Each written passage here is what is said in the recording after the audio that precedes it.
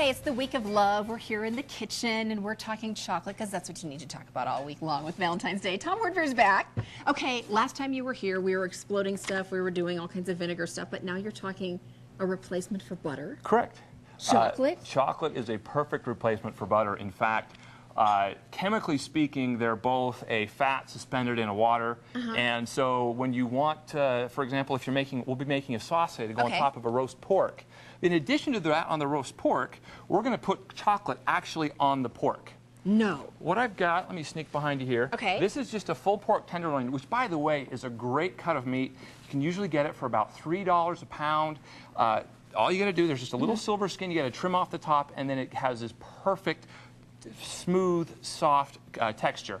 So what we're going to do is we're going to start by placing this in the pan. Okay. And just get that going. You want to get a nice brown going on there. A couple of different browning reactions that take place in the pan.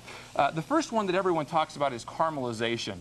That's when the sugars break down as a result of heat, but the big reaction that takes place here is called the Maillard reaction.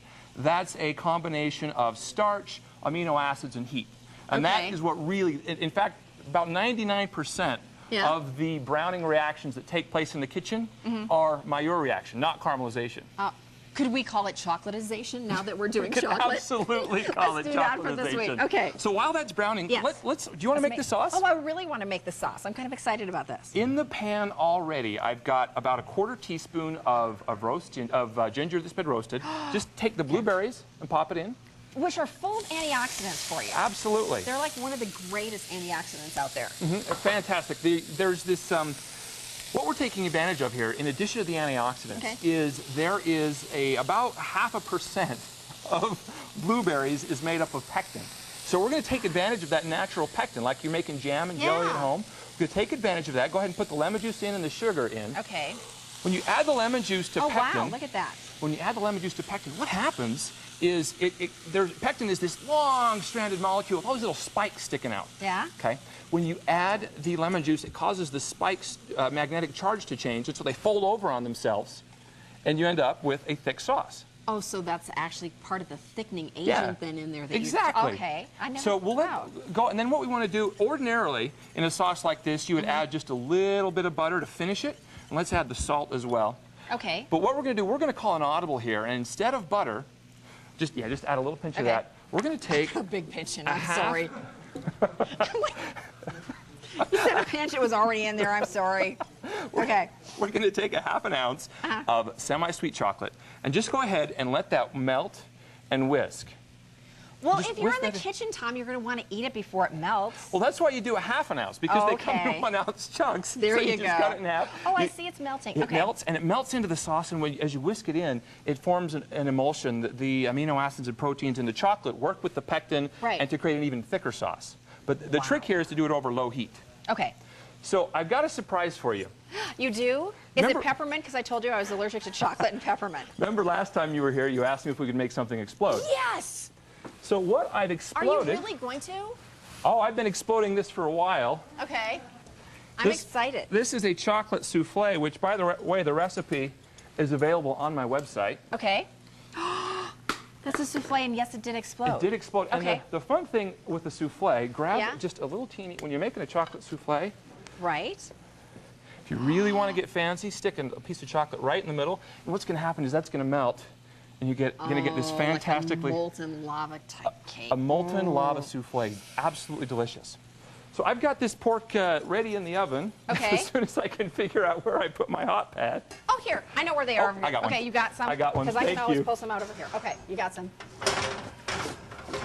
Cooking with Tom is so much fun. And you see how nice and brown that cocoa has really helped to darken up this this pork. So you get a really nice brown color. What we'll do is we'll typically let this rest for about 10 minutes. That's as important as the roasting process is the resting process. Because, really? Because the proteins, as they cook, they go like there's this long spiral that stretches out into this kind of like a long strand. Well, as the proteins cool, they contract back a little bit and capture more moisture, so it keeps your roast nice. Okay, now that it's had its nap. Now that it's had its nap, through the magic of television. Yeah. I'm going to turn this down a little bit. We're going to just cut into that.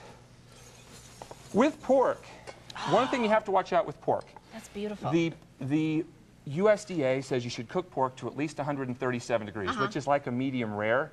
I like to stay as far away from the cliff as possible, so I like to cook it to about 160 degrees because that way I know that anything that could be bad inside pork is not there. Oh my gosh. Okay, I want to tell you the recipe for this is going to be on our website, abc4.com. Cooking with Tom, where can we see you? I'm available online at cookwithtom.com. You can check out my Facebook page. I put frequent tips out on little ways you can do incredible tricks to improve your cooking. I'm also available through Comcast On Demand by going to Utah On Demand, Life and Home Utah, and then Cook with Tom. Oh, thank you so much, Tom Woodbury. I'm so excited. We're all going to taste this, and if I sneeze, it's okay. And we're going to put the sauce on during the commercial break and try the pork in just a few minutes. Coming up, more good things to come. Stay with us.